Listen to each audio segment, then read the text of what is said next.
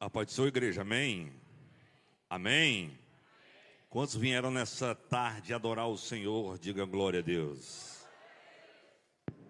Para mim é um motivo de muita honra estar sendo o canal de bênção para trazer a palavra de Deus. Eu quero que você olhe para a pessoa que está ao seu lado e diga assim: existiu um cordeiro que sofreu por mim e por você. Deus quer falar algo aos nossos corações nesta tarde. E eu quero que você se dispa, venha se despir de tudo que está lhe atrapalhando nessa tarde. Para alguns será resposta, para alguns confirmação, para alguns será libertação, ou para alguns talvez não possa ser nada. Mas eu tenho certeza em dizer para você que a palavra de Deus será ministrada nesta tarde. Não que não venha sendo ministrada, claro, que ela está sempre sendo ministrada nesse altar.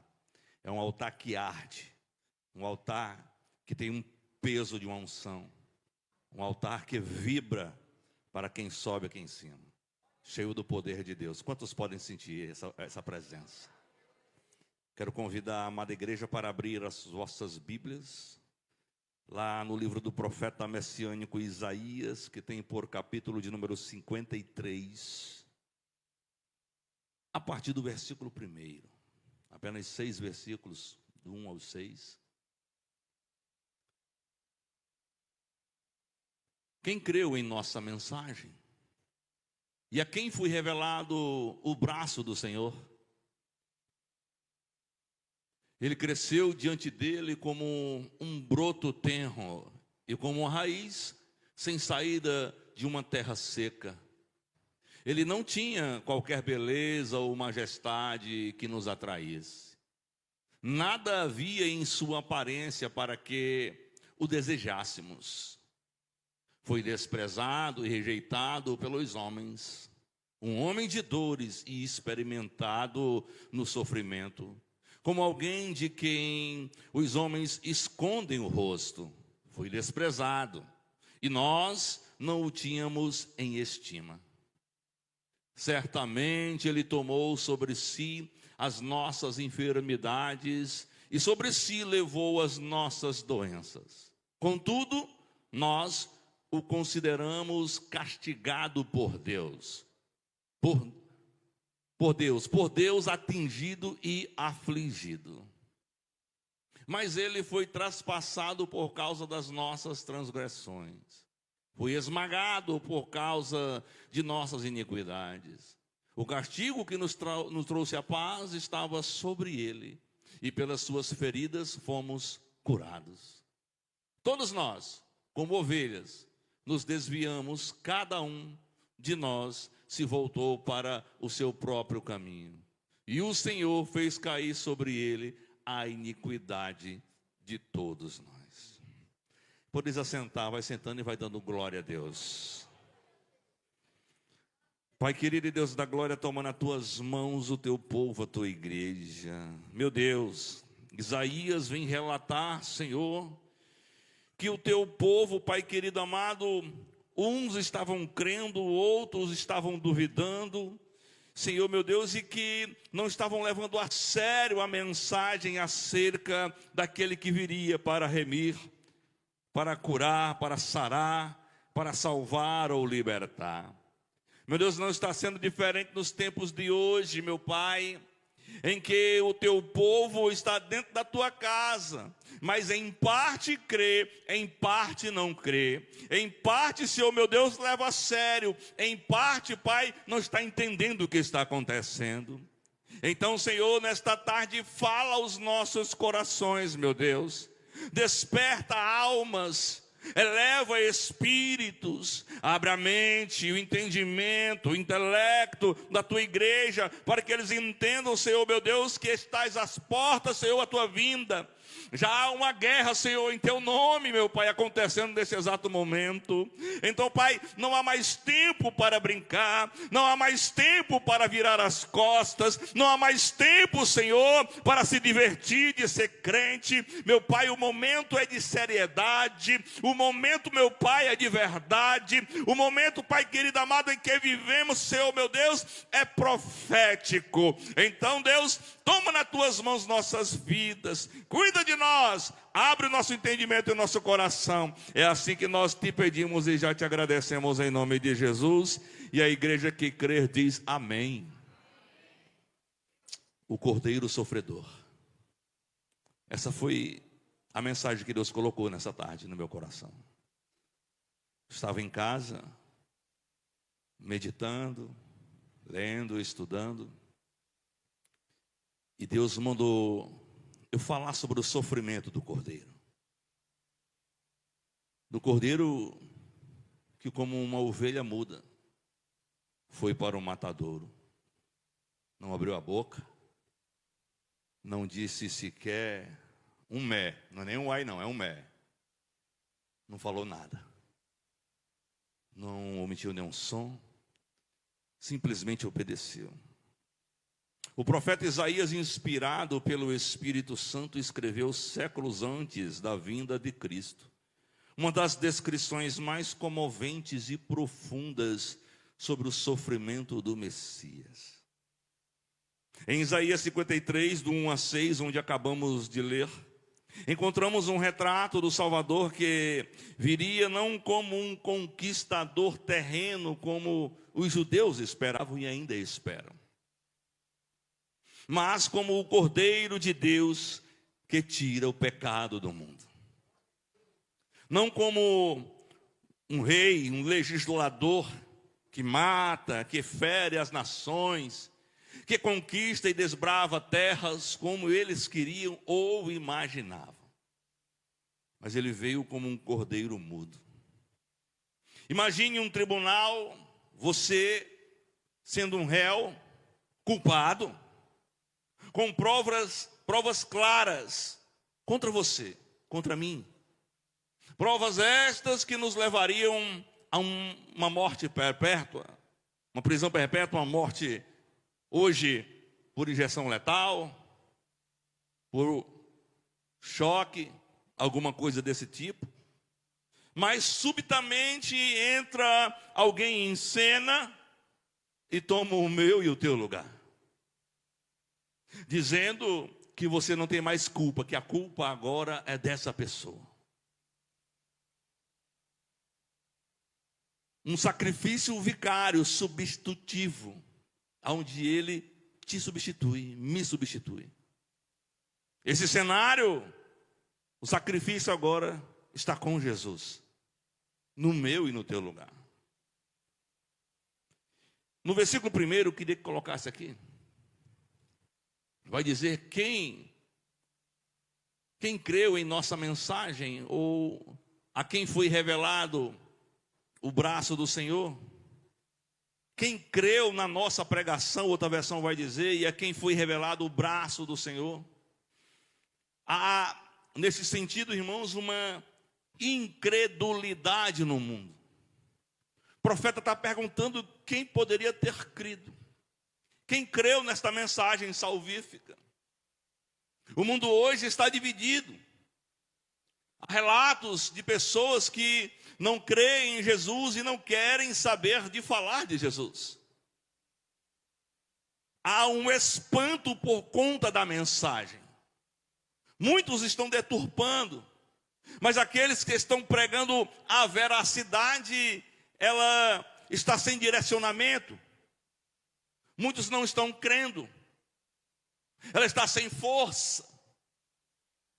E ela precisa de uma força para ser chancelada.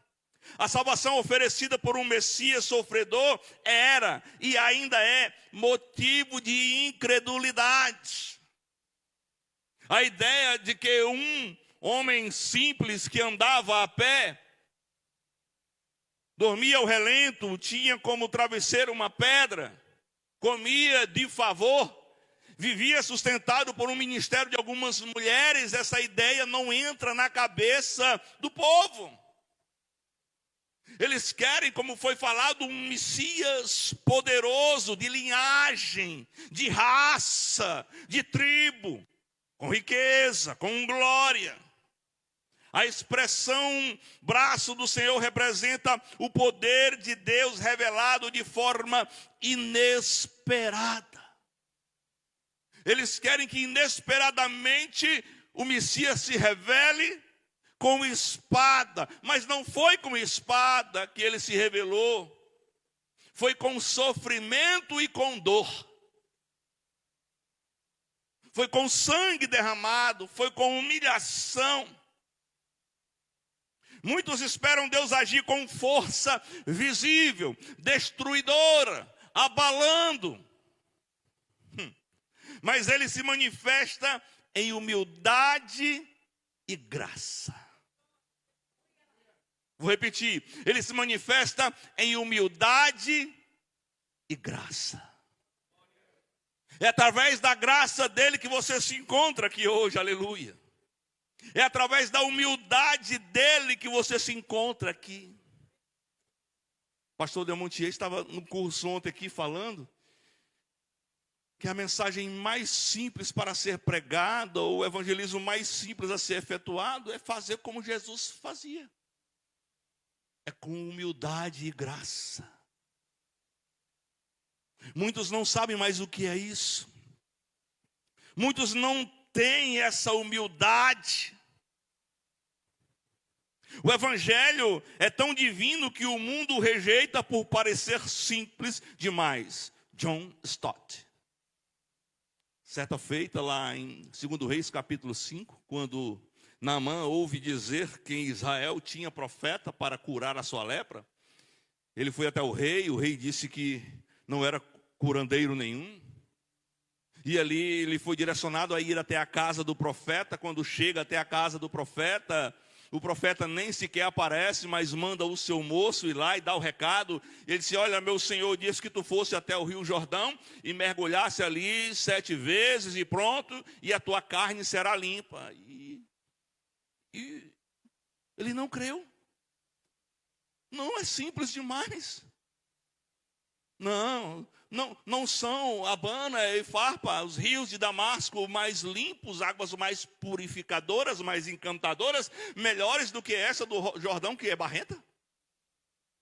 Eu não creio nisso daí. Muita gente hoje não está crendo na simplicidade do evangelho, porque é simples demais. Ele não é tão difícil como as pessoas dizem que é, irmãos. Basta apenas obedecer e crer.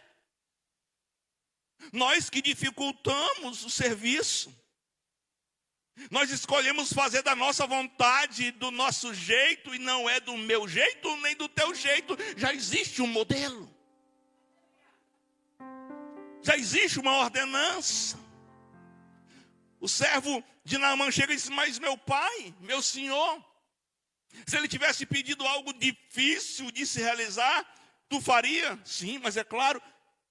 E de maneira que é algo tão fácil e simples de fazer, porque tu não vai lá e faz. Ele foi. Todos nós conhecemos a história. Ele desceu. E quando ele mergulha pela sétima e última vez, a sua carne está limpa como a de um bebê. Olha para a pessoa que está do seu lado e diga assim: Jesus quer fazer coisas purificadoras e simples na tua vida. Diga assim: cabe a você entender que evangelho não precisa ser difícil. Você pode aplaudir e glorificar o nome do Senhor. Em 1 Coríntios, capítulo 1, versículo de número 18, vai dizer: a mensagem da cruz é loucura para os que se perdem. As pessoas não estão crendo, não estão entendendo, mas na verdade não é para entender, é para acreditar. É para saber que é real. João capítulo 1, versículo 11 vai dizer: veio para o que era seu, mas os seus não receberam. Graças a Deus eles não receberam, irmão, porque caiu sobre nós a prerrogativa de sermos espalhadores dessa mensagem. pregadores dessa mensagem, e vivemos através dessa mensagem. Vemos milagres acontecer no nosso meio diariamente, na nossa família, na nossa igreja, no nosso bairro, na nossa cidade, em todo lugar onde você vê. Agora, estatisticamente, a Igreja Católica está preocupada porque igualou o número de evangélicos com os católicos. Está crescendo. A fama de Jesus está crescendo, o reino está se estabelecendo, mas no meio ainda existe muita gente que não está crendo. Versículo de número 2 de Isaías 53. Coloca aí, por gentileza.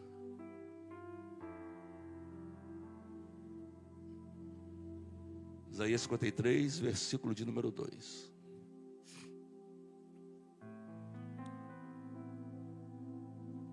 Vou ler aqui. Ele cresceu diante dele como um renovo tenro, como raiz de uma terra seca.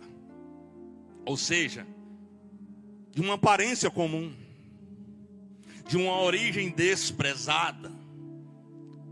Não tinha um parecer, não tinha nada belo. Não era algo de raça, de marca, de grife, chique, né, pastor? Era algo simples. Jesus não veio com glória externa. Sua aparência não chamava atenção. Seu poder estava na palavra e na obediência ao Abba, Pai. A glória não era externa, mas era interna. O poder não estava manifestado aos olhos, mas nas mentes e nos corações. Não era nada de que podia se ver e se enxergar e notar de longe, mas poderia sentir a presença quando ele chegava. Porque quando ele chegava, tudo mudava. Aonde ele entrava, a casa que ele entrava se transformava. Aonde ele passava, acontecia milagre, pastores. Como que pode eu e você ser embaixador dele, ser ministro dele, representante dele, aonde nós colocarmos a planta dos nossos pés permanecer do mesmo jeito? Não pode. Quando você chega num local, ele tem que ser transformado. Pelo menos a alegria tem que chegar. Pelo menos uma paz tem que chegar. A graça de Deus tem que chegar. Quando você chega em um lugar, você é representatividade dele. Você é imagem, você é semelhança dele. Se é para Jesus, é mais forte, irmãos.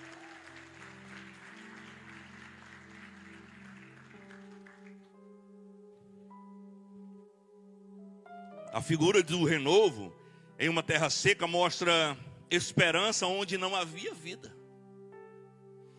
O renovo em uma terra seca, irmãos, é algo não lógico de acontecer. Como vai haver renovo em uma terra seca se ela não está sendo regada nem tratada? Nós fomos para a nossa casa hoje lá na Iparana. Era para nos ter ido na sexta-feira, e porque nós adiamos um dia e meio, as plantas já estavam morrendo, pastor. As bichas já estavam secas. Alguns já estavam já pedindo para partir. Porque não tem como elas sobreviver sem água. Até você não tem como você viver sem água. Não tem como você viver sem nutrientes. E a ideia de que possa haver um renovo em terra seca somente com Cristo. Somente sobrenaturalmente, porque fisicamente não existe. Até os cactos estavam morrendo, porque faltou água, está muito quente. Então, quando Cristo aparece no cenário, há renovo, irmãos. O Senhor enviou o seu Filho para que o renovo acontecesse. O renovo em hebraico quer dizer netzer, também usado em Isaías 11:1, indicando descendência de Davi, o Messias prometido. A descendência de Davi, segundo o propósito de Deus, já estava ali, mas segundo o propósito dos homens ainda está por vir. Segundo o propósito de Deus, ele veio e cumpriu o seu papel. Segundo o propósito dos homens, ainda estão esperando a raiz de Jessé, o renovo nascer. A salvação não vem da aparência, mas da essência. Repita comigo: a salvação, ela não vem da aparência, mas da essência. Essência fala de coisa agradável, de bom perfume, de cheiro, de espiritualidade. Ela não vem da aparência, ela vem da essência. Devemos enxergar Cristo com olhos da fé e não da carne. É um coitado ali que anda de jumento emprestado.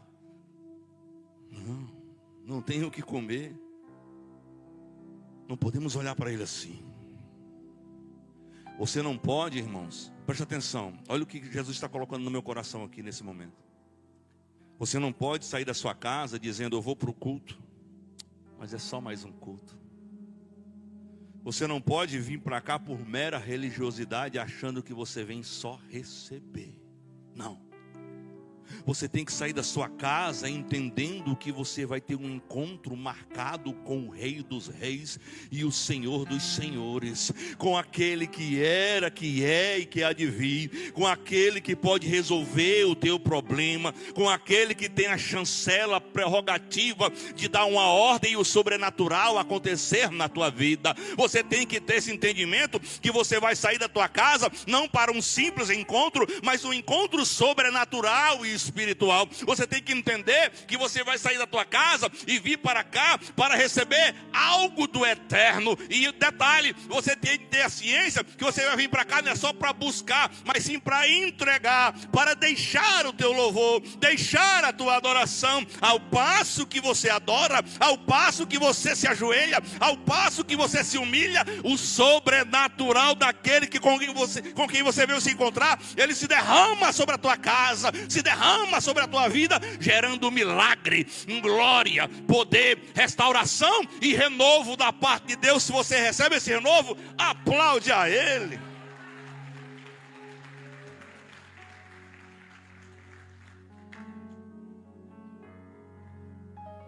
Coloca no versículo 3, por favor.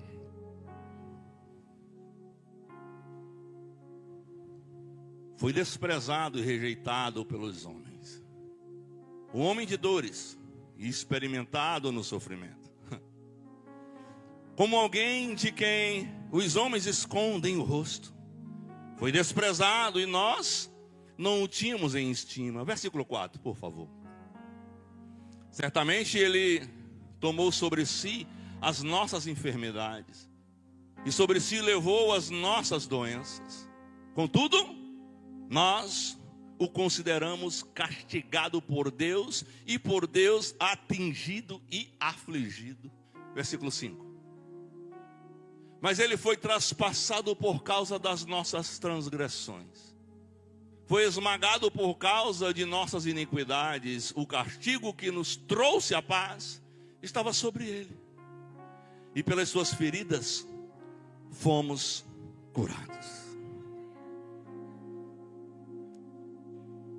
Irmãos, isso foi um sofrimento, como eu disse lá atrás, substitutivo.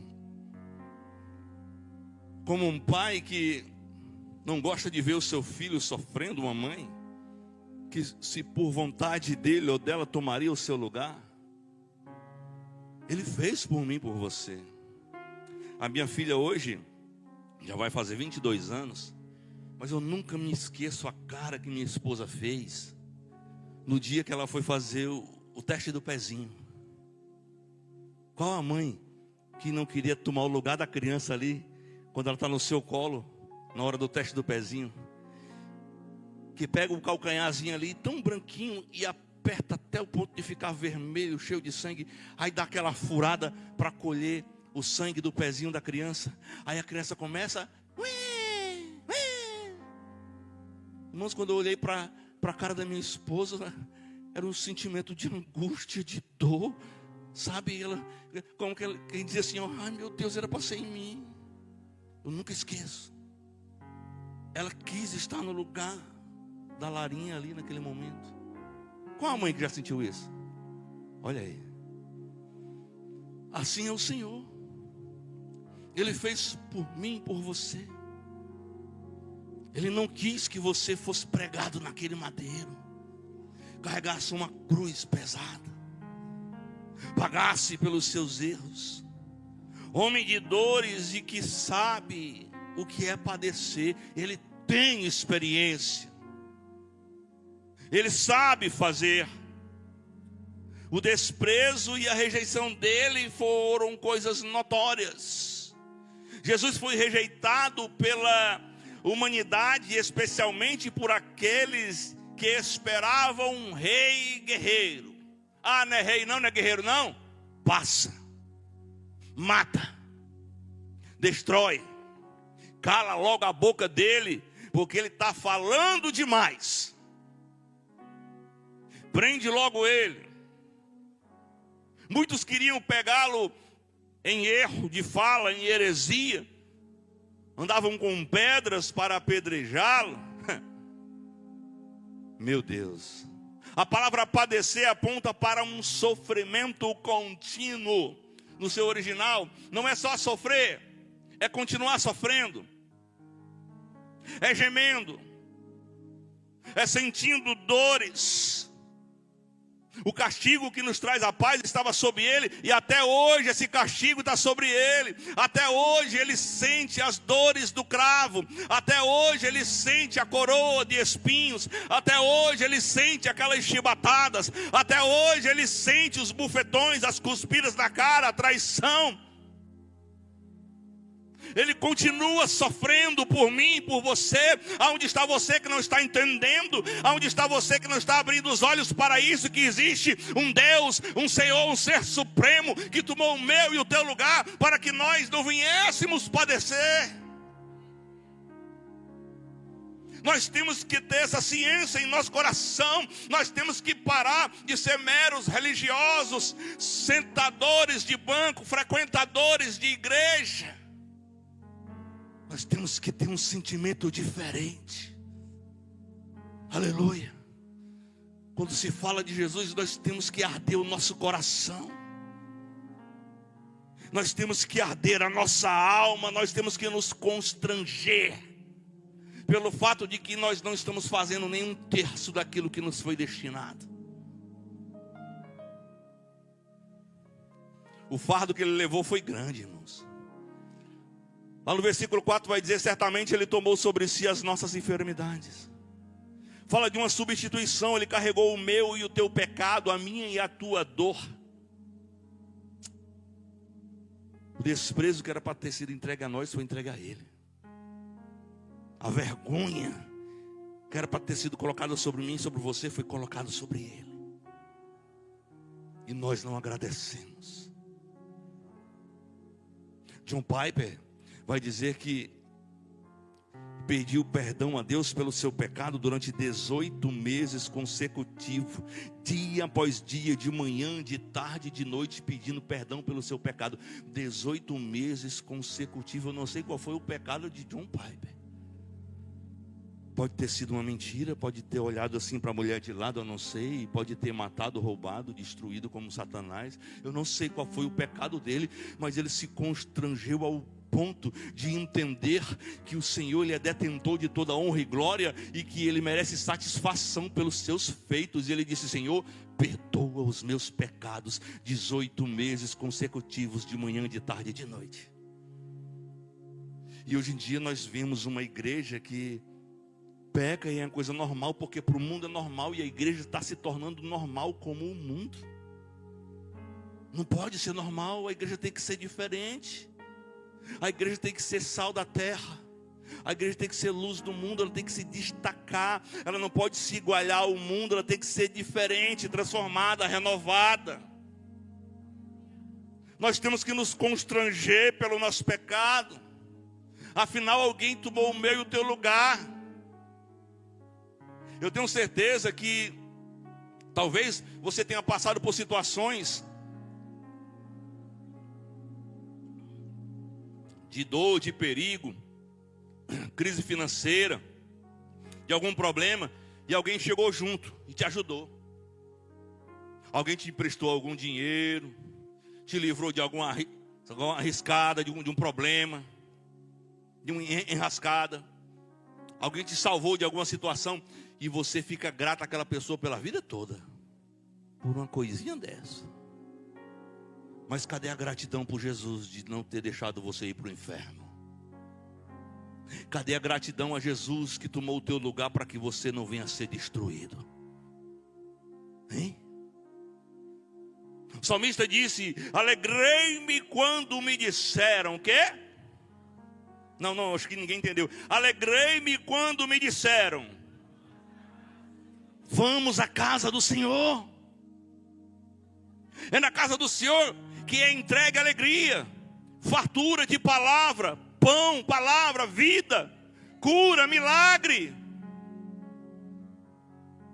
Quarta-feira, irmãos, eu fiz um voto com o Senhor lá no trabalho e falei uma situação para Deus. Disse: Deus, eu queria isso e isso, mas para fazer isso eu preciso que tu cure a minha esposa. Não era barganhar não, era uma condição para que eu pudesse fazer algo que Ele mesmo colocou no meu coração. Aí Deus disse assim: ah é? Isso aí para mim não é nada. Quando foi quarta-feira, ela se ajoelhou bem aqui, irmãos. E na oração, um conjunto de pessoas passaram a semana orando por ela, e eu sou grato também a isso. Mas quando ela se levantou diferente.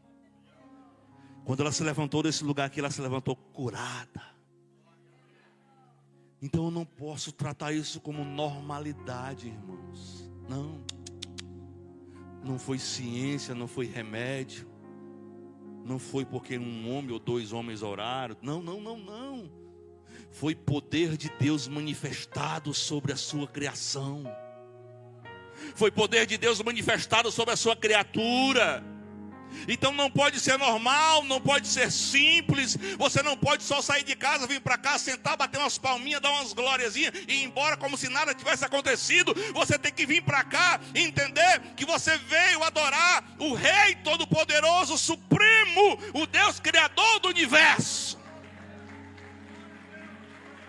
Aleluia! No versículo 5 vai dizer: o castigo que nos traz a paz. Em hebraico quer falar mussar, disciplina corretiva.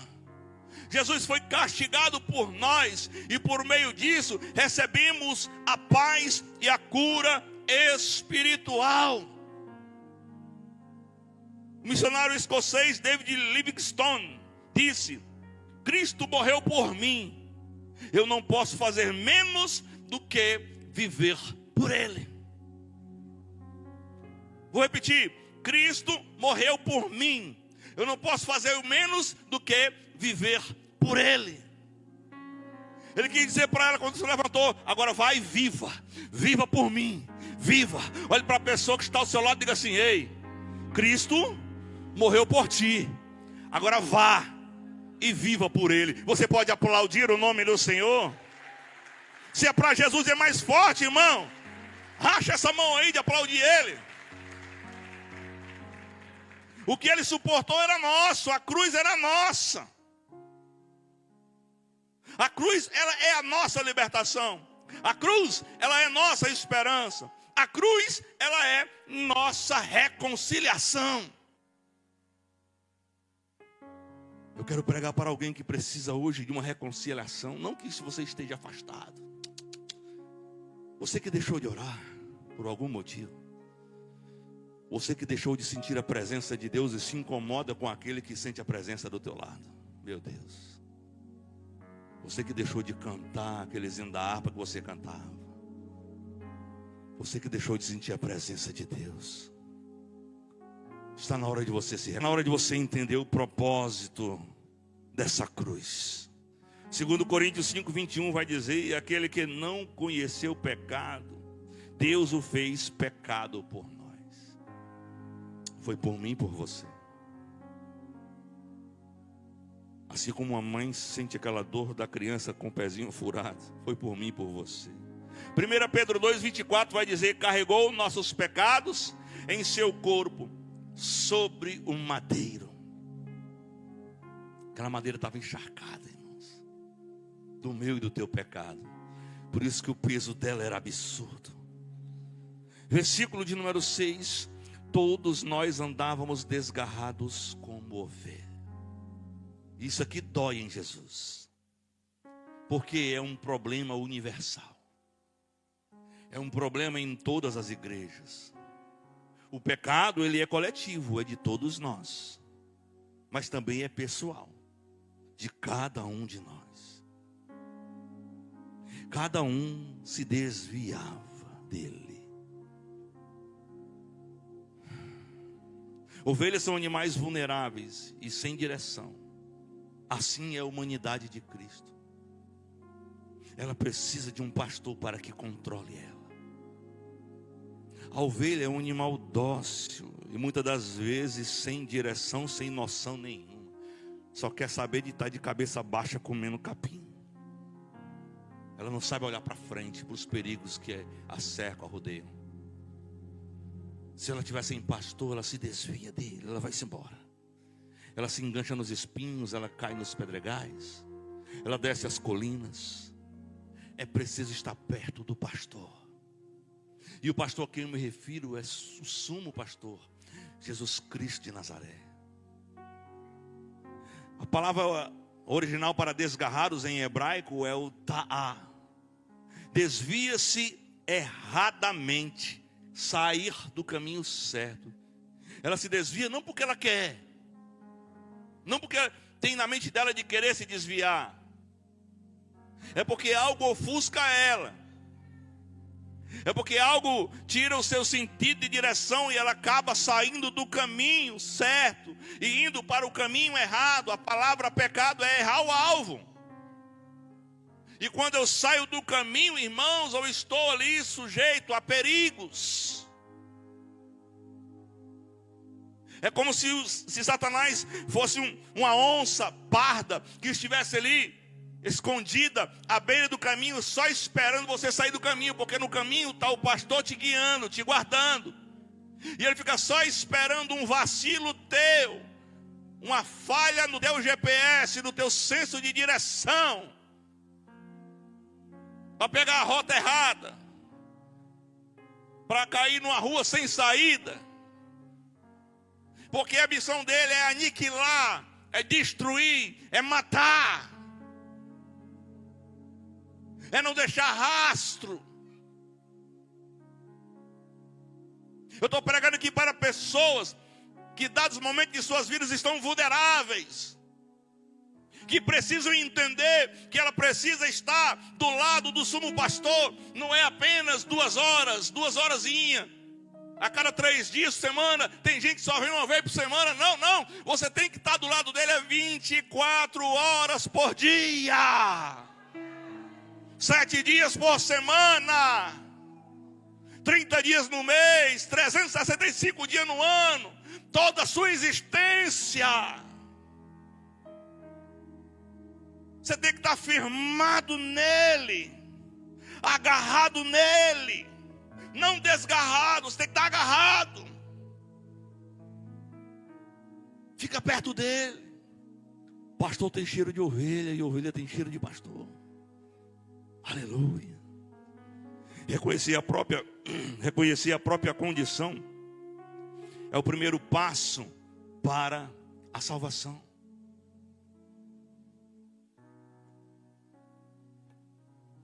Sabe qual é o problema? É que tem muito crente orgulhoso.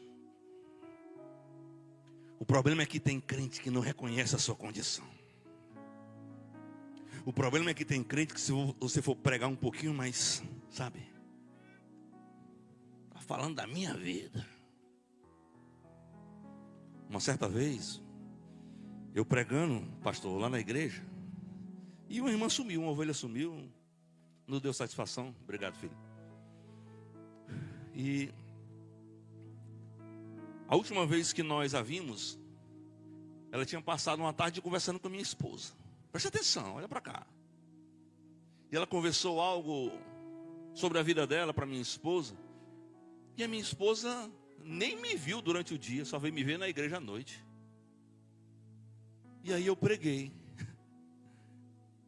E ela disse assim, ela foi lá no Message, Facebook, na mesma noite, e disse uma série de coisas com a minha esposa. Mulher, eu pensei que você fosse minha amiga, contou a minha vida todinha pro teu marido. Só que minha esposa nem Message tinha. Aí eu fui inventar de baixar, 6 meses depois, fui inventar de baixar um Message no celular dela. Aí entrou um bocado de conversa.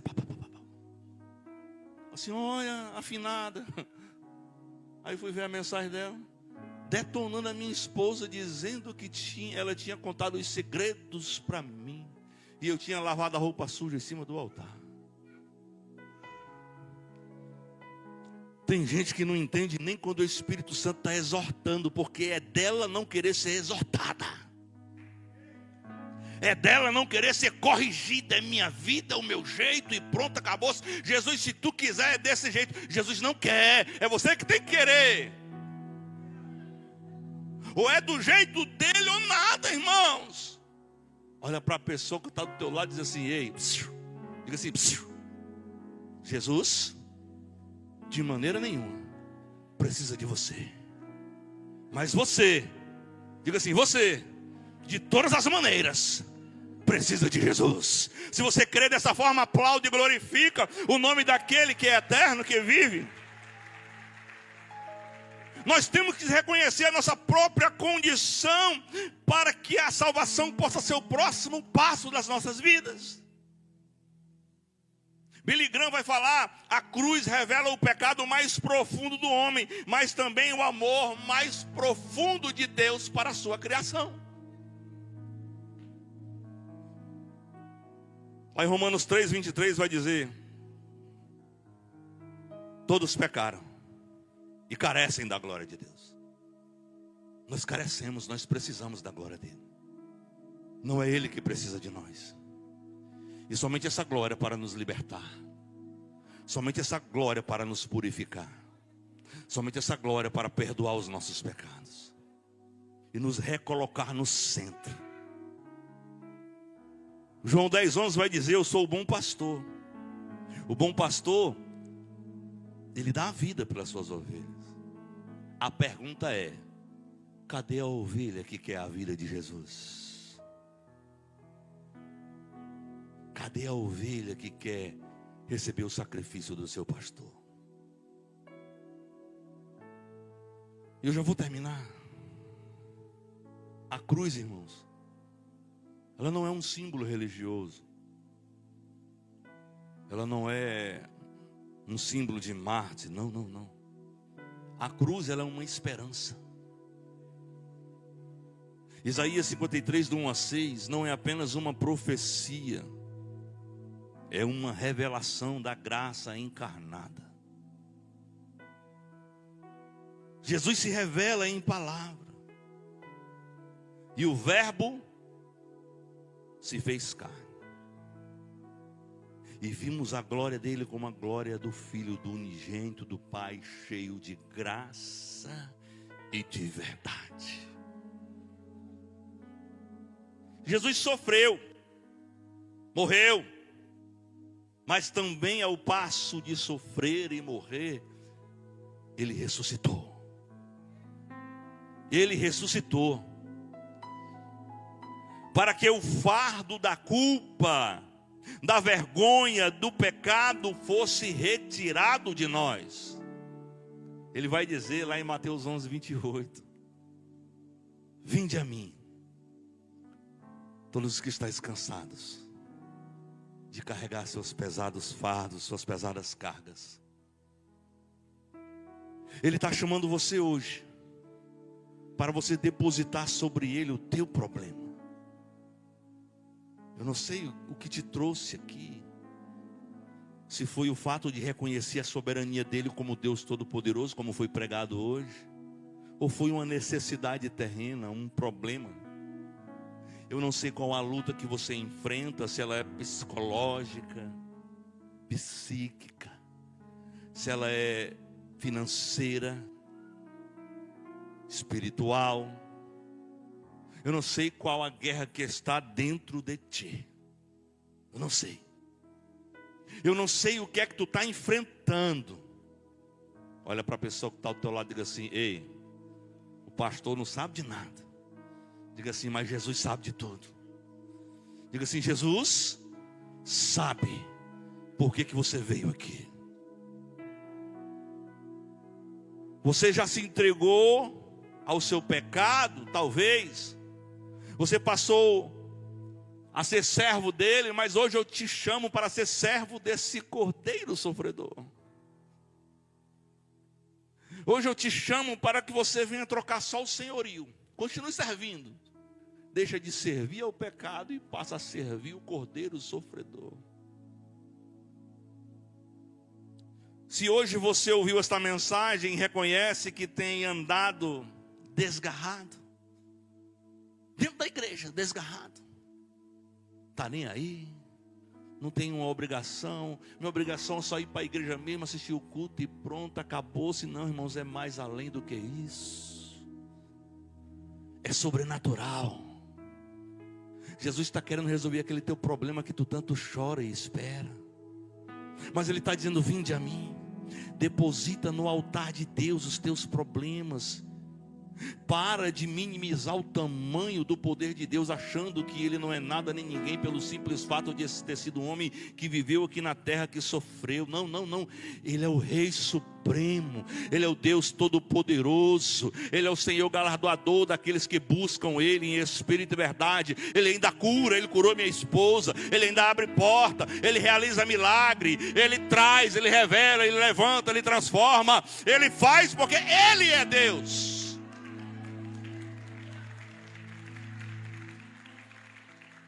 Então eu te chamo hoje a meditar nessa palavra. Eu já quero convidar o nosso pastor para vir aqui orar. Mas eu quero encorajar você a entregar aquilo que você veio entregar, a depositar no altar aquilo que você disse quando saiu de casa. A você que não tem sido um crente fiel, eu quero te chamar hoje para você renovar sua aliança, a se reconciliar, a aceitar, a voltar a ser aquele canela de fogo que você era antes, que orava 3 vezes como Daniel, como foi dito ontem no evangelismo, que gostava de evangelizar, de orar, de se consagrar. Jesus te chama hoje. Fica de pé em nome de Jesus. Jesus te chama a responsabilidade hoje e voltar à presença do Pai. Muito obrigado pela oportunidade, meu pastor. Glória a Deus.